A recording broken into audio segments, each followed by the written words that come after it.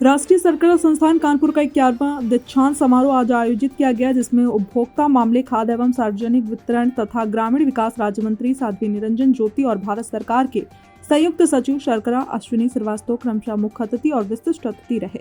दीक्षांत समारोह की शुरुआत स्वामी विवेकानंद को उनकी 161वीं जयंती पर पुष्पांजलि, दीप प्रज्वलन और सरस्वती वंदना के पश्चात हुआ। शिक्षा प्रभारी अशोक गर्ग ने अपने संबोधन में 20 और 21 और 22 और 23 के उत्तीर्ण छात्रों को बधाई दी। दीक्षांत समारोह के दौरान 745 फेलोशिप, स्नातकोत्तर, डिप्लोमा और प्रमाण पत्र प्रदान किए गए। पहली बार विदेशी छात्र नाइजीरिया के सैमसन अकोरे एडियो को शुगर टेक्नोलॉजी कोर्स में पहला स्थान हासिल करने पर वर्ष 2022 और 23 के लिए प्रतिष्ठित महात्मा गांधी स्वर्ण पदक दिया गया।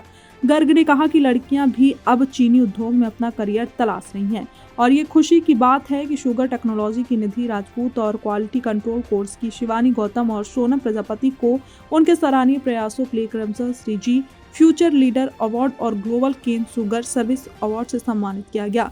स्वागत भाषण में श्री नरेंद्र मोहन, निदेशक राष्ट्रीय शर्करा संस्थान कानपुर ने संस्थान में कई शैक्षणिक और अनुसंधान सुविधाओं को विकसित करने के लिए भारत सरकार को धन्यवाद दिया, जिसने कई चीनी उत्पादक देशों के छात्रों को राष्ट्रीय शर्करा संस्थान की ओर आकर्षित करने में मदद की। उन्होंने संस्थान से उत्तीर्ण होने वाले छात्रों को उद्यमी बनने का आह्वान किया ताकि वे नौकरी चाहने वाले के बजाय नौकरी प्रदाता बन सके। भारत सरकार के उपभोक्ता मामले, खाद्य और सार्वजनिक वितरण और ग्रामीण विकास मंत्रालय में राज्य मंत्री साध्वी निरंजन ज्योति ने विभिन्न पुरस्कारों, फेलोशिप, स्नातकोत्तर, डिप्लोमा और प्रमाण पत्र प्राप्तकर्ताओं को अपना आशीर्वाद देते हुए उन्हें आगे और सीखने के लिए अपना उत्साह बनाए रखने की सलाह दी। उन्होंने कहा कि अपने संस्थान में अपनी पढ़ाई पूरी कर ली है, लेकिन सीखने की प्रक्रिया कभी खत्म नहीं होती और तेजी से बदलते तकनीकी परिदृश्य के साथ आपको अपने अस्तित्व और विकास के लिए खुद को उनके साथ रखना होगा।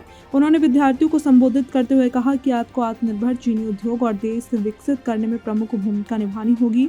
उन्होंने कई नए पाठ्यक्रम शुरू करने और मूलभूत सुविधाओं और सेवाओं में महत्वपूर्ण बदलाव करने के लिए संस्थान के प्रयासों की भी प्रशंसा की, जिसके कारण आज ये वैश्विक मान्यता का शर्करा संस्थान बन गया है।